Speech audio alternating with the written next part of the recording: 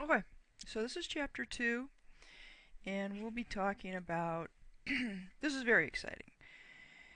Here's what we will be talking about: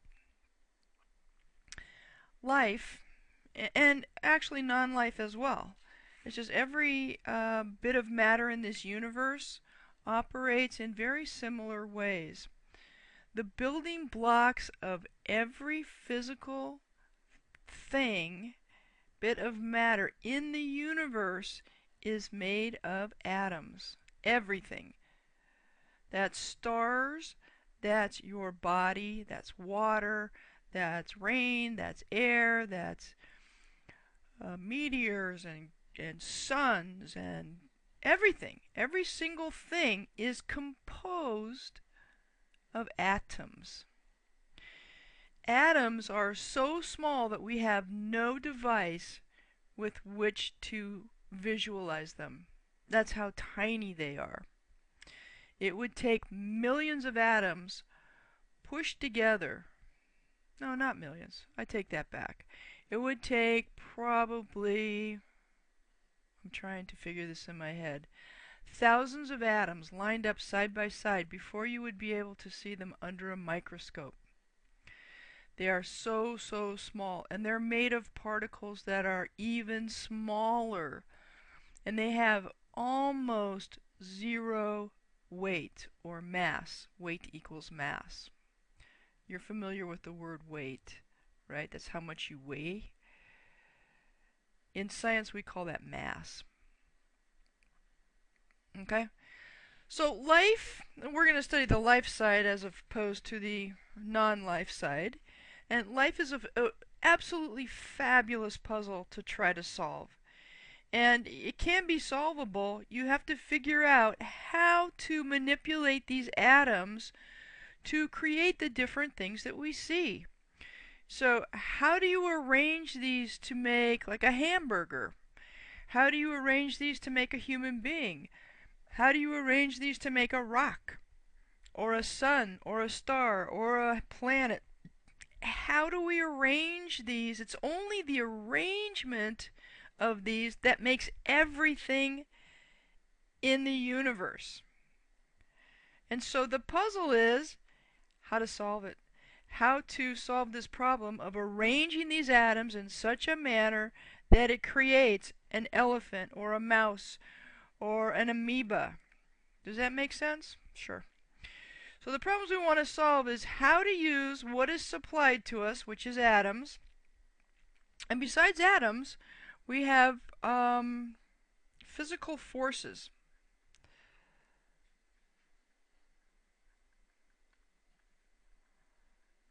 Okay, these physical forces are things like perpetual motion. Okay, for instance, an atom is roughly, they're not really circular, but for demonstration's sake, I'll make it this way. Atoms have a nucleus or a center, and in that center there are protons and neutrons. I'll get to that in a moment. And then it has electrons that whirl around the nucleus. And what happens is that these particles are in constant motion, and they ride around in little clouds. The actual particle, and electrons have no mass whatsoever, they're just an energetic particle. What happens is they vibrate. Because they're constantly moving, they send out a vibration to the surrounding area. It's this vibration that makes everything in the world happen. It's this motion that fuels the physical forces of the universe. They are contributory to, or they even create gravity. Gravity is one of the fundamental physical forces in the universe. And so far we believe that it has to do with the mass of the atoms that are near it, that are near a gravitational field.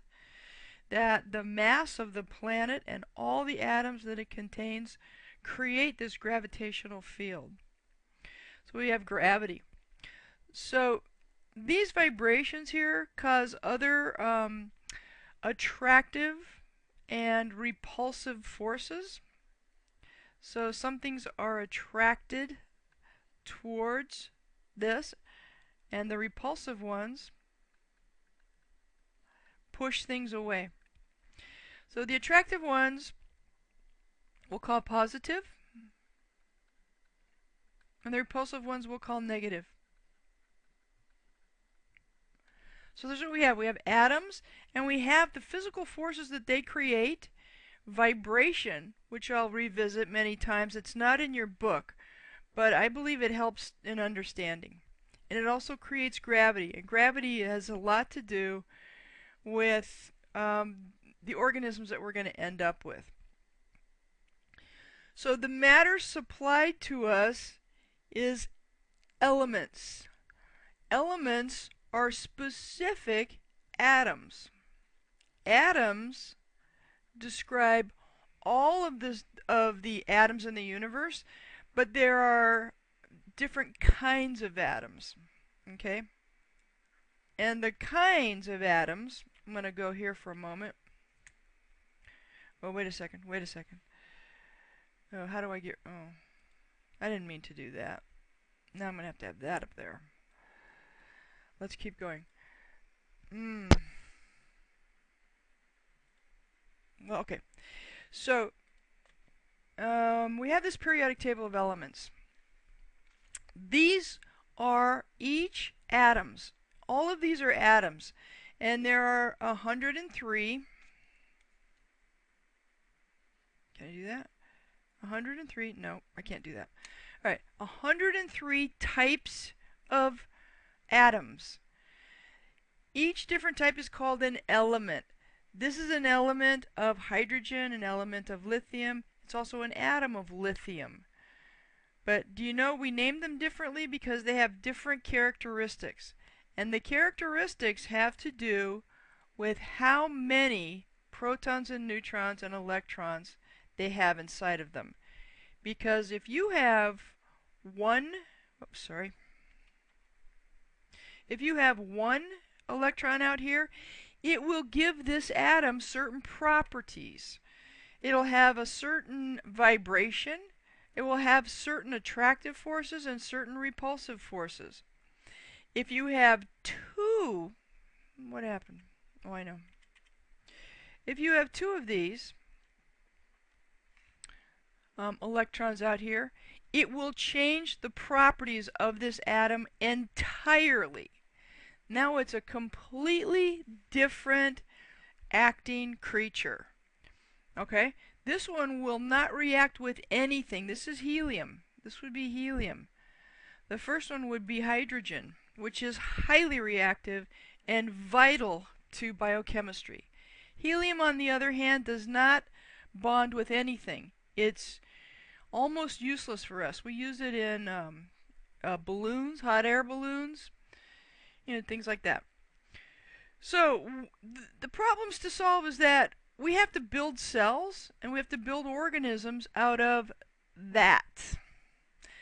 Then we have to keep these organisms alive using that. Then we have to provide energy for these organisms using that. Then we have to provide physical structure like arms and legs and bones and trunks and horns using that. Then we have to be able to maintain homeostasis, which you'll learn a lot more about, by using only that. Then we need to supply all of the metabolic processes that keep organisms alive by using only that. We have to create all these living beings, the millions of different types of living beings, using only that. And then they need to be able to reproduce to maintain life on this planet, using only those as the building blocks. You see what a fabulous puzzle this is, and how wonderful it is that you're exposed to this information. You can use this for the rest of your life. So what do we need to solve this problem? Well, what we have to work with are atoms, right? So we need to know what they are and how they act. How they act is the most important thing. So the first step is to define an atom. So an atom is the smallest unit, as we know, of matter. It's the building block. Okay? Smallest unit of matter. And then discover all of its properties. Okay, so atoms differ in the number of subatomic particles that they contain, and each one that has a specific number is called an element. Some of the elements are man-made, that's why there are 103 on the table, the periodic table, but I think that there are about 93 naturally occurring elements. So this is what we have to work with. And actually, biochemistry uses mainly about 7 of those. That's all. And a smidge, a tiny, tiny bit of other heavier elements like iron, right? Iron for your blood, things like that. Magnesium, we'll talk about it. So this is the building block of everything. Doesn't that sound insane? Absolutely. How would you go about building an elephant out of atoms that are so small that with the mightiest microscopes in the world, they're too small to see? Well, let's take a first step. And basically, you and I cannot build a living thing. However, by using the evidence that we have, we can figure out how it happens. So, all matter consists of elements, right? And all elements are atoms. Say yes? Yes. Chemistry, you need to know this word, it's the study of matter. Now, that's a very, very, very broad field. And you're going to be learning biochemistry right now in this chapter. And it's a lot. You're going to have to spend some time with it. Okay? Look at the notes that I prepared for you. Look at these lessons that I've prepared for you. And hopefully you'll get some understanding. Okay, matter. Anything that has mass and occupies space. Composed of elements. Elements are atoms. So atoms are matter. The smallest unit of cohesive matter. Form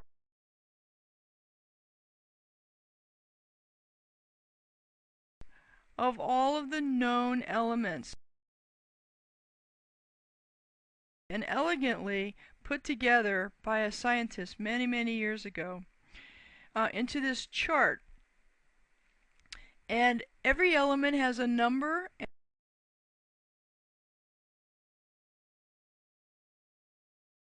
Is the atomic mass. Oh, that's weird. This is the atomic mass here. This is the atomic number here. This is the atomic number. Hydrogen.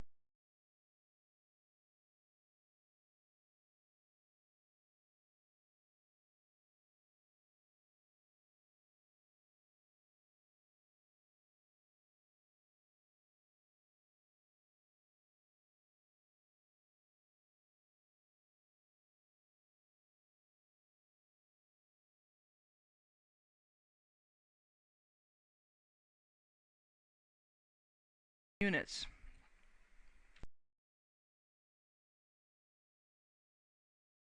So now let's go.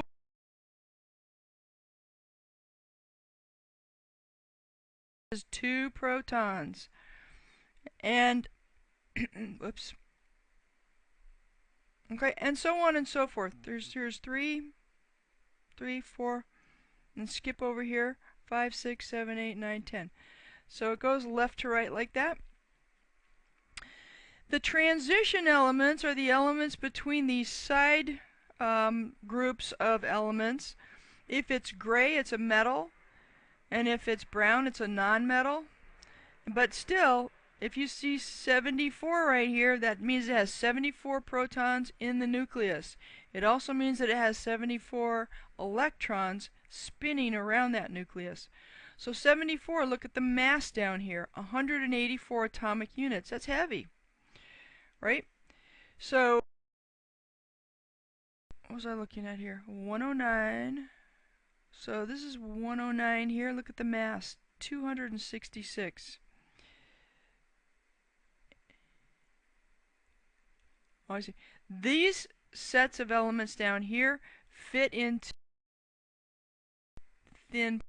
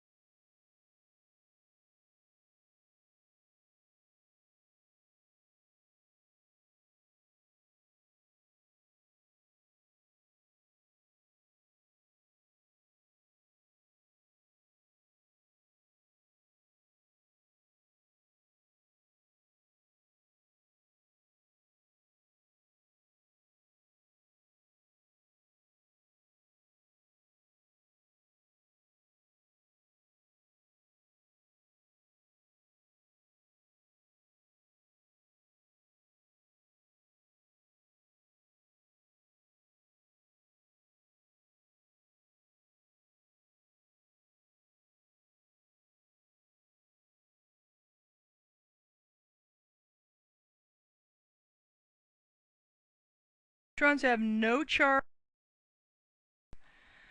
Protons have a positive charge. Attractive force I was telling you about comes from, by the way, and it is perpetual. It doesn't really die, and that has mass. In different books, they'll call these different things.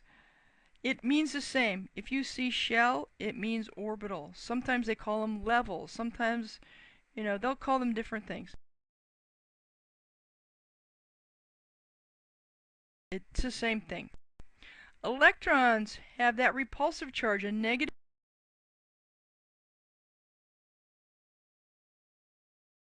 over something that is very, very important. And that's something that you're all familiar with, which is a magnet. An ordinary magnet, right? And you're familiar with north and south, right? If I put another magnet here, with a north here and a south here, what will happen right here? Right? These will push away. And two south poles will push away. However, if I have a north pole, I'll just say this is a magnet with a north pole here, and this is a magnet with a south pole here. What happens? They're attracted to each other, right? So this pull and repulsion is the same force. We call them positive and negative on the atomic level.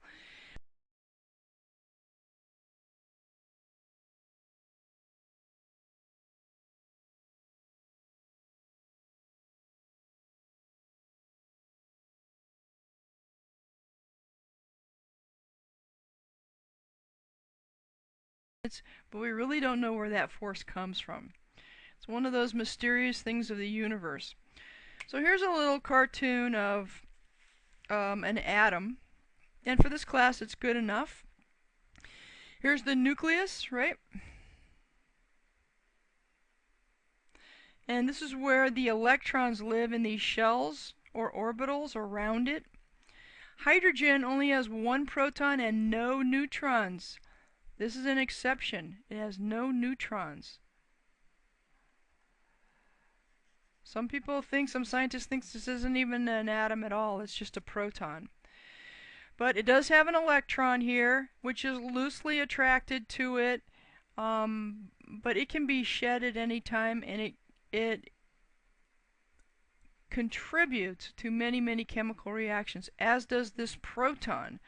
If this electron leaves here, then we have a naked proton. And protons are used in millions and millions of metabolic activities in your body every second.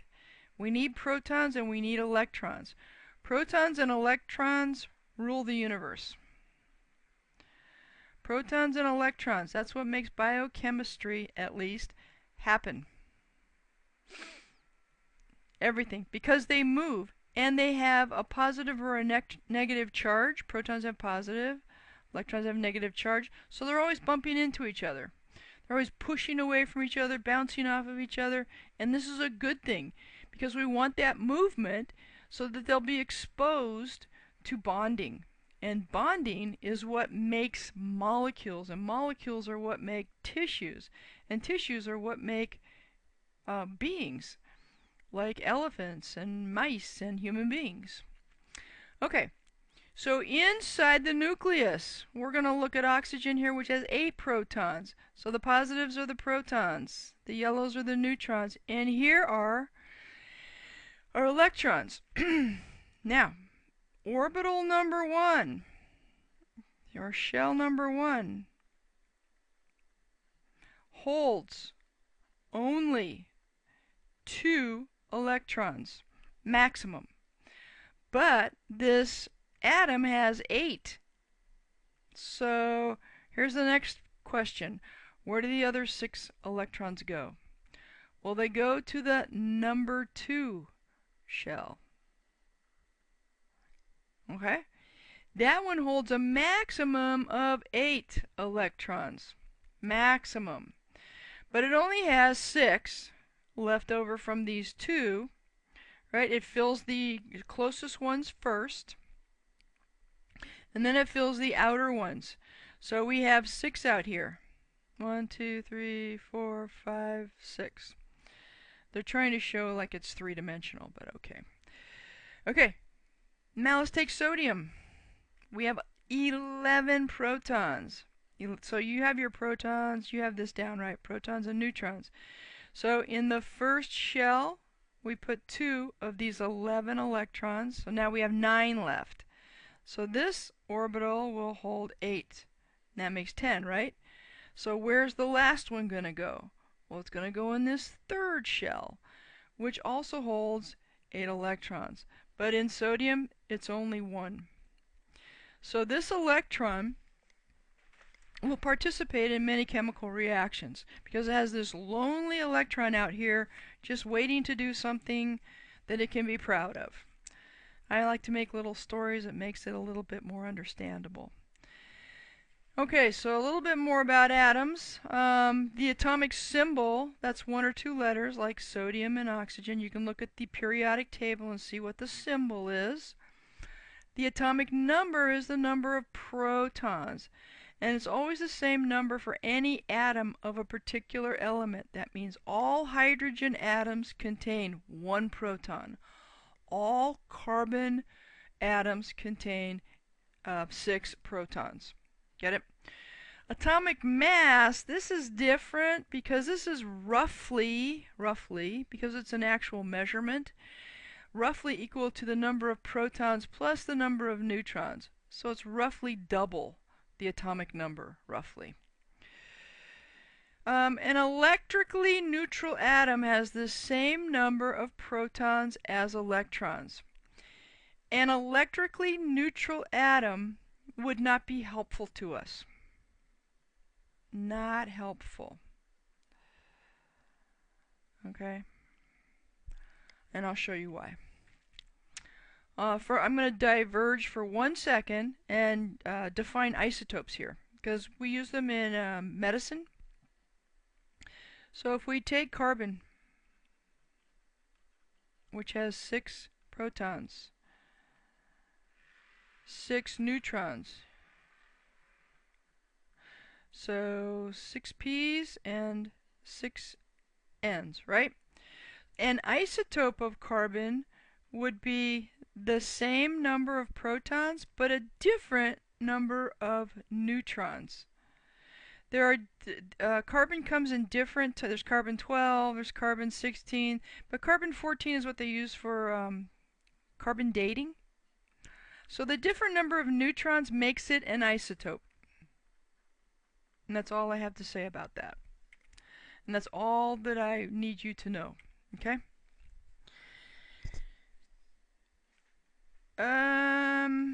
Okay, let's talk about energy for 1 second. It's a divergence, but that's okay. Energy is the capacity to do work. So the capacity to do work is a broad definition. Work for us is, moving muscles, moving metabolic activities, things like that. Potential energy is stored energy. Like when you put gasoline in your car, that's potential energy. Kinetic energy is the energy in motion. When you convert that gas into, when you burn it and you release the energy, it makes the motor go. That's kinetic energy. That's moving energy, right? Gas is potential energy. It sits in a tank until you use it.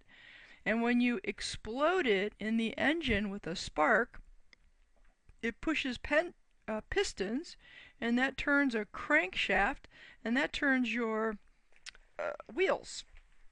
And that is work. Okay? So electrons have potential energy. Electrons have potential energy. Electron. Okay? Electrons live out here in shells or orbitals. These have potential energy. Right? They spin. They don't sit. They don't rotate around. What they do is they spin in these clouds that are roughly figure 8 shaped. Roughly. And they're constantly at the speed of light. So it's a cloud. Each shell corresponds to a specific level of potential energy. So we have, shell number 1, shell number 2, shell number 3, shell number 4, etc. Each of these levels has a different amount of energy stored in it because of the number of electrons in them. Right? This only has 2 electrons, so it has less potential energy than this one, or this one, and the one out here has 18. Okay? Shells that are farther from the nucleus contain electrons with more potential energy.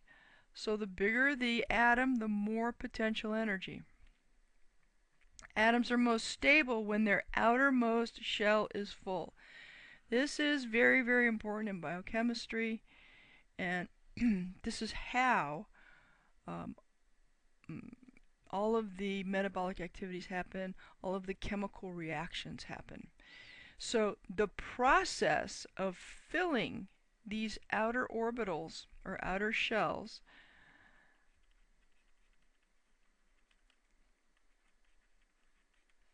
equals chemical reactions.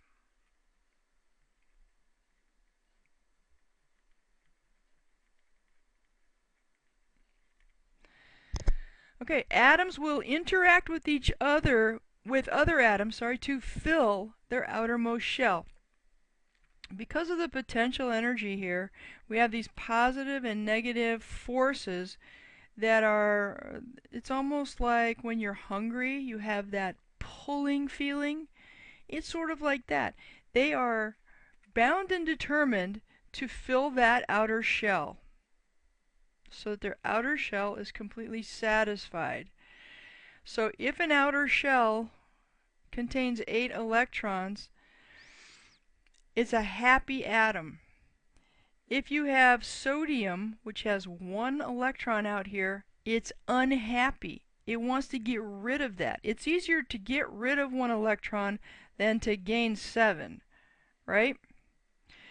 So it desperately wants to get rid of that. So as this atom is bouncing around in a solution and it comes across chlorine, which has 7 in its outer shell, there's a big hole here. It desperately wants another electron. Desperately. So when it runs across this guy, it's going to say, hey fella, you want to come over here? And the attractive force is going to be so strong that it will go. Okay? Now this will be full, and this will have a full outer shell. Now, here's the rub. Now we have a disequal number of protons and electrons in this atom. Okay?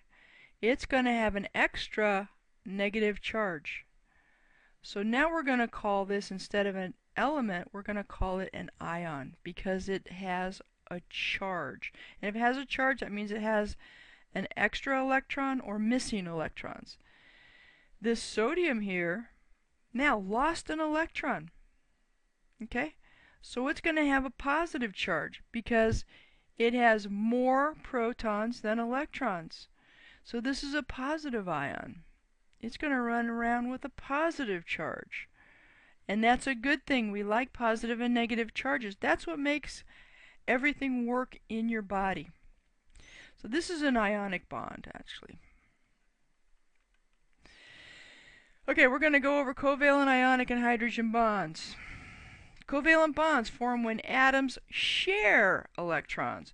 So they have the ability to either eject, grab, or share electrons to make that outer shell full. Okay?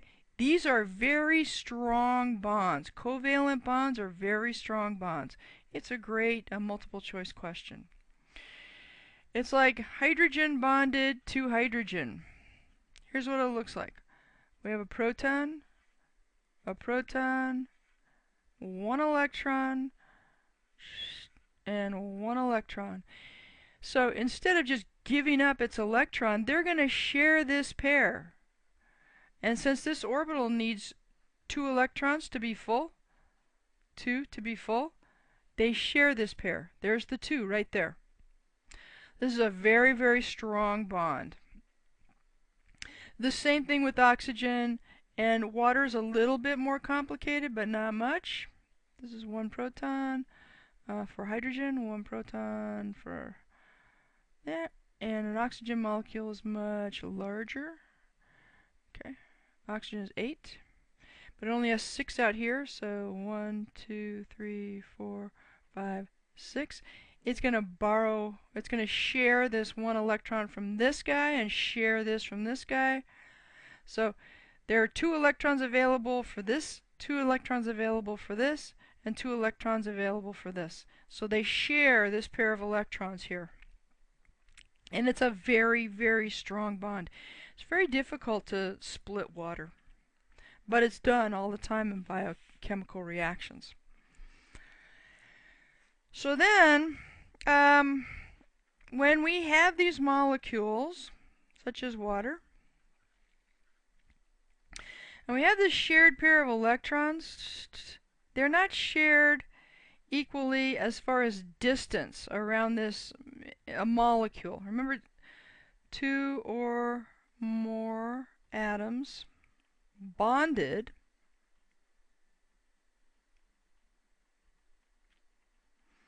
equals molecule. Okay. So electrons. So this has 8 protons here. This has 1 proton. This has 1 proton. So are electrons attracted more to positive or more to negative? Well, they're attracted more to positive. So then electrons are going to spend more time around this area. So this is going to be more negative. I'm going to go like this. This part of the molecule will be more negative, and this part of the molecule will be more positive. So that's called polar. It has poles, a positive pole and a negative pole. Some molecules are just very even, so they're nonpolar, like fats and lipids and triglycerides. They're very nonpolar.